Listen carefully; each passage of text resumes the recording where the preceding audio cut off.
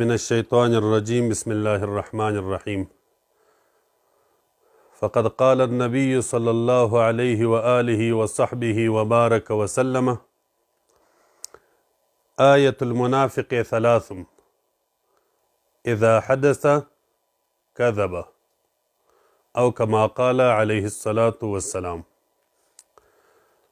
محترم مسلمانانو د اهل سنت والجماعت د عقیدې او د حنفي مذهب سره تعلق لرونکو وروڼو، تاسو ته معلومه ده چې د خیبر پښتونخوا یو جیلي دیوبندی د دیوبند په جامه کې وهابي پنجپیری نامنهاده دیوبندی او یو فاسق او فاجر انسان د مفتی ندیم په نامه چې څوک دی، د هغه سره زموږ د څو ورځو څه خبره روانه وه.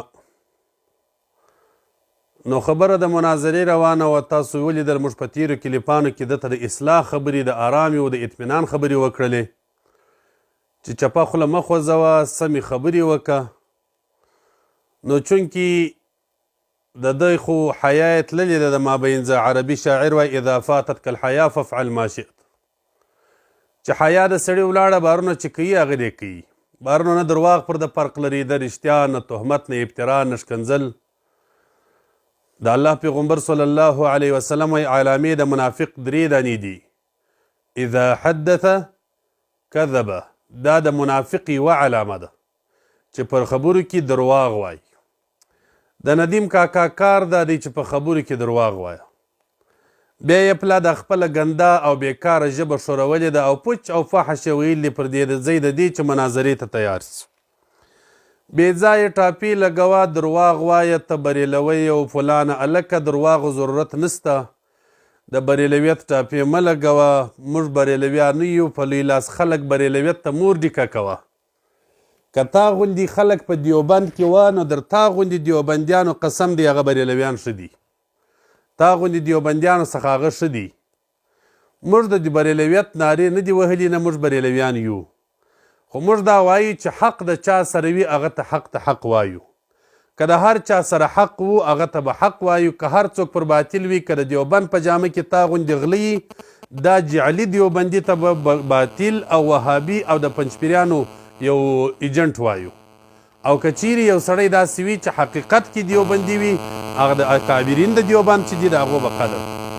نور د دې ټاپې لګولو ضرورت نشته. که ستا غوندې خلک په دیوبند کې وه، ندیم کاکا واوره، که تا غوندې انسانان په دیوبند کې وه نو به د دیوبند هم خلک خوند نه واخلي، ځکه بیا به د دیوبند هم دغه حال وي لکه اوس چې کم خلکو ته څومرې قدر تا بدنام کړي دي، دیوبند دغو نه چا نه دي بدنام کړي.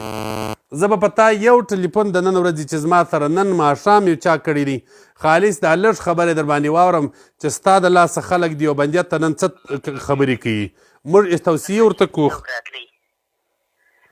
دیوبند ته به مسؤلیت درلودی، ښه که دا به مو درلودل. اوس چې دغه د ندیم غوندې خلک وویلو، د دې خبرې مو واورېدلې، اوس خو دغه دیوبند د نامه سره پاوځي، وایي دا خو هم دغسې خلک وه لکه دغه، ځکه خو دغه نوم د دیوبند اخلي، عقیدې د وهابیانو دي. چې تا غوندې خلک په دیوبند کې وي ندیمه، خلک به نور هم د دیوبند د نامه بېزاره کړي، او که د دیوبند د مدرسې دغه عقیده وي لکه ستا، موږ ځینې بري یو د دې نامه څه، ستا د عقیدې څه چې د هر چا وي. ګوره ته وایې وا د دیوبند علما عبدالوهاب نجدي و هغه د دیوبند علما هغه ښه بولي، دا دروغ و ابترا دا داسې نه درته معلومیږي. که درواغ روا وایي ندیمه تا به در دې بالا ډېر درواغ نه وی ویلي، که روا هم وایي. که د دیوبند په مدرسه کې اوس دغه فتوا موجوده وي لکه دا ته چې وایې، تا غوندې خلک دي د هغو څه دغه رقم خلاف یم لکه ستا خلاف چې یم، چې څوک وهابیت ته خدمت کوي که د دیوبند په نامه کوي دا منافق دی، دیوبندي نه دی، د دیوبند نوم بدنامه کوي، چې هر څوک دی.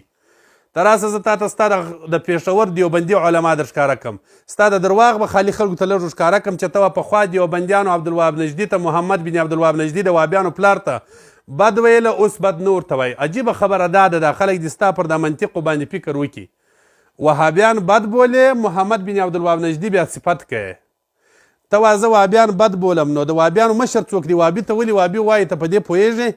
ناپوه سړی څوک نسته چې تا پوه کړي په دا ګرد سرحد کې راستا په نږدې خلکو کې لکه چې پوه سړی نسته چې پوه دي کړي. دا فتاوای فریدیه اول جلد د مفتي محمد فرید رحمه الله وګوره. دا خو به د اوس زمانې دیوبندي، دا خو به زوړ دیوبندیانو څه نه وي. دا چې ته وایې چې دا ته اوس دیوبندیانو معلومات وکړي، د هغو څه خو به دی وي. محمد بن عبدالوهاب نجدي کې متعلق وضاحت 150 نمبر صفحه کې سوال سوی دی.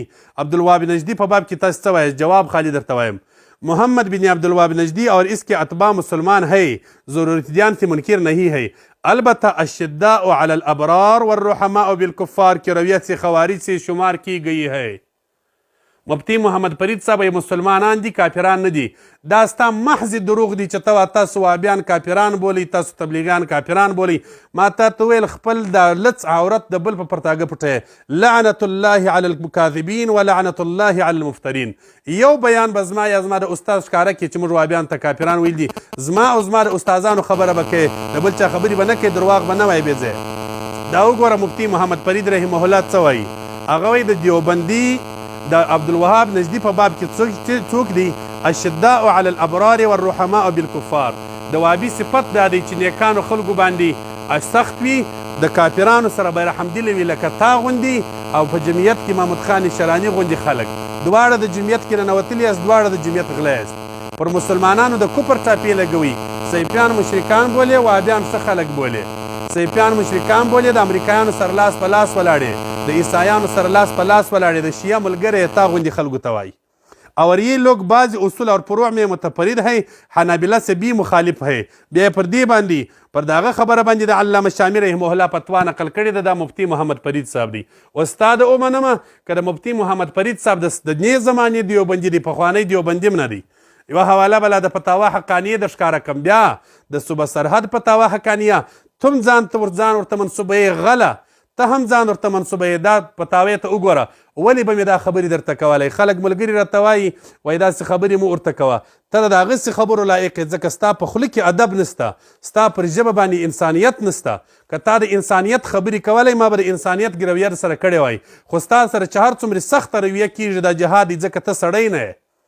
محمد بن عبدالوهاب نجدی اور اس کے متبعین کا حکم، د اولیاء و دشمن یہ اذا اراد الله ان يسلب ایمان عبد عند الموت سلطه على ولي يؤذيه. د امام شاذلی رحمه الله قول دی، الله چې د یو چا څه ایمان باسي د اولیاء او دشمنی ته واچي. تیره پلای په کورونا کې واچولې، د دې پلای به د خیره سره سجین ته بیایي، په سجین کې به د دوزخ په کورونا کې به دې راچي. دا فتاوای حقانیه وګوره.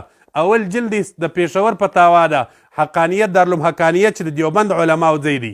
هغه څه لیکي؟ محمد بن عبدالوهاب نجدی اور اس کی متبعین کا حکم. الجواب، محمد بن عبدالوهاب نجدی ایک متشدد قسم کا مذہبی آدمی تھا اور اس کے پیروکاروں بھی اس کے نظریات کی روشنی میں لوگوں کے تکفیر میں بہت جلد بازی سے کام لیتے ہیں.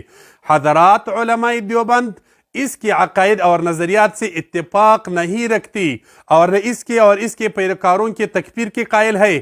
عوام الناس کو اس عقائد و نظریات سے اجتناب کرنا ضروری ہے. د دیوبندي علماو قول دا دی چې موږ د دې د عقایدو بیزاره عوام ځینې ګوري د وهابیانو د عقیدو څخه، او دا وایي چې محمد بن عبدالوهاب نجدي او د ده ملګري مسلمانان و خو ګمراهان و. الحمدلله دا زما او زما د ټولو استادانو عقیده وه چې موږ مسلمانان ګمراهان بولو.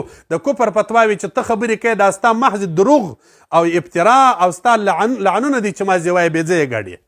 اوس ستا خبره ومنم که د فتاوا حقانیه د ومنمه، ستا خبره ومنم که د فتاوا فریدیه د ومنمه، چې د هر چا خبرې کوي هغه دغسې ګمراهان دي چې څوک عبدالوهاب نجدي صفتونه کوي لکه ته چې دروغ مه وایه ندیمه، سمو خبرو ته راسه.